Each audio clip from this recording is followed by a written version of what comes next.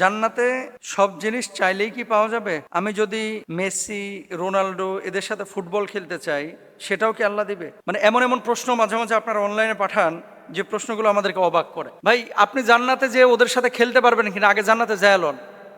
আগে জান্নাতে যেয়ে নেন, তারপরে আপনি আল্লাহর কাছে বললেন যে তাদের সাথে খেলবো।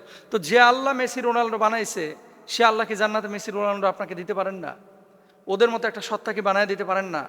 এটা আল্লাহর জন্য কি খুব কঠিন কিছু?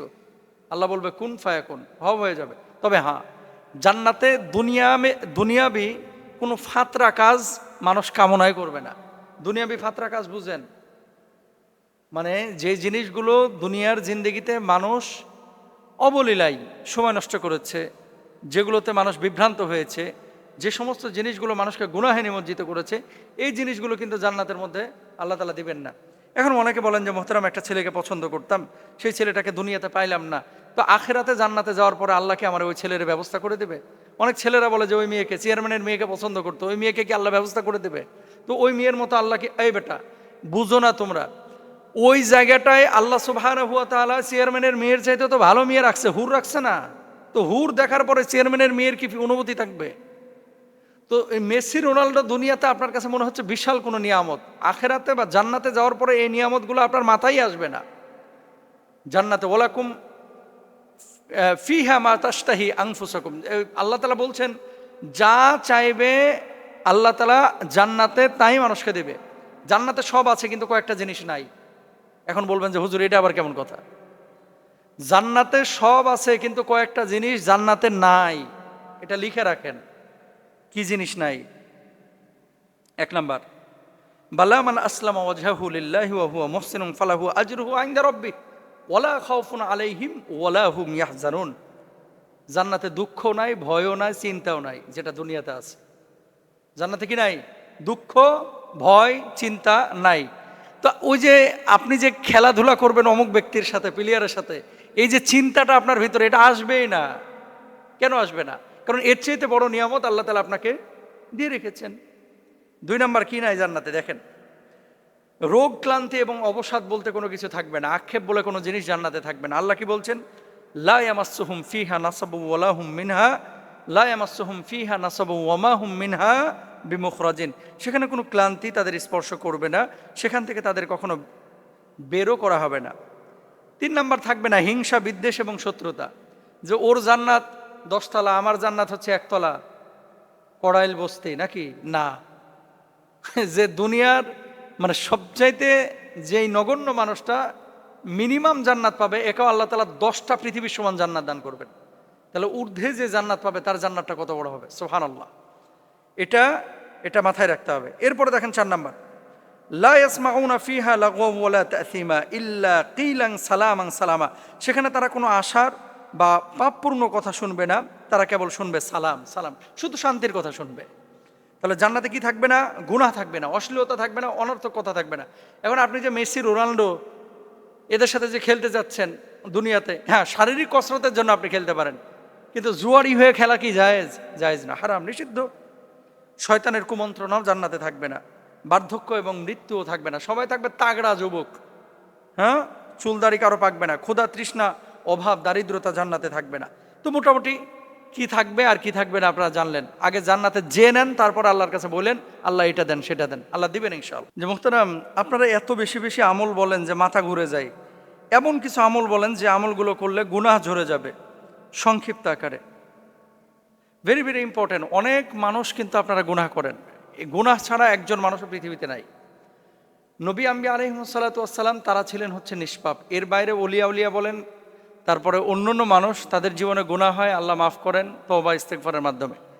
কিন্তু বিশেষ কিছু আমল আছে, এটাও সত্য কথা, কারণ নবীজি সাল্লাল্লাহু আলাইহি ওয়াসাল্লামের জীবনে এই যে হাজার হাজার লক্ষ লক্ষ হাদিস আছে, কখনো তিনি বলেছেন এই কাজ করলে আল্লাহ তাআলা মাফ করবেন, এই কাজ করলে আল্লাহ তাআলা গুনাহ মাফ করে দেবেন, এটা এভাবে করলে আল্লাহ তাআলা ক্ষমা করবেন। তো সব হাদিস যখন সামনে নিয়ে আসা হয়, এমনিই কিন্তু মানে কয়েকশো কারণ চলে আসে গুনাহ মাফের।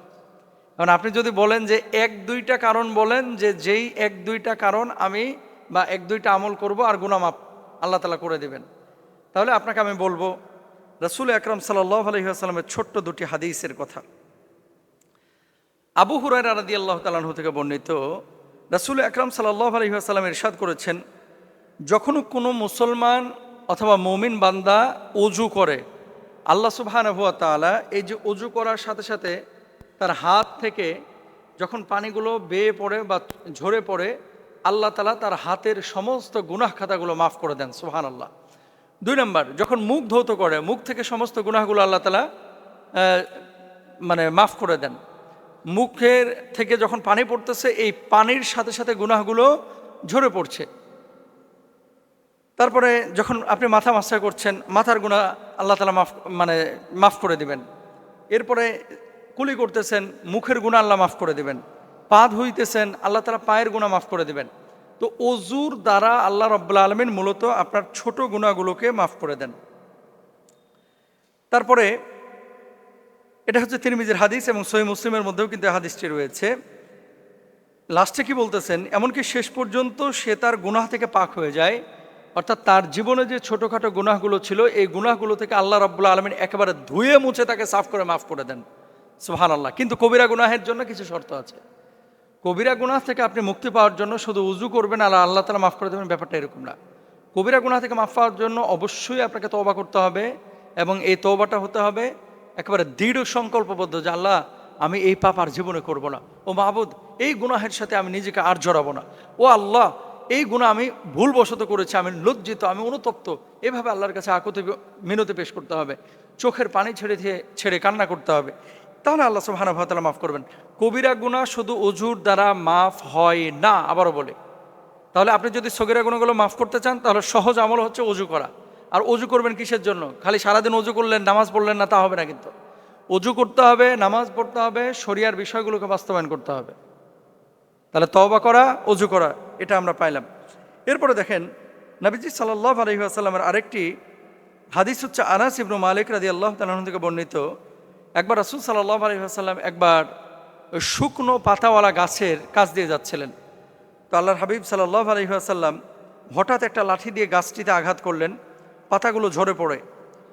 যখন পাতাগুলো ঝরে পড়তেছিল, নবীজি সাল্লাল্লাহু আলাইহি ওয়াসাল্লাম তখন বলছিলেন, আলহামদুলিল্লাহ, সুবহানাল্লাহ, লা ইলাহা ইল্লাল্লাহ, আল্লাহু আকবার। সকল প্রশংসা আল্লাহ তাআলার। আল্লাহ তাআলা অতীব পবিত্র এবং আল্লাহ তাআলা ব্যতীত আর কোনো মাবুদ নাই, তিনি অতি মহান।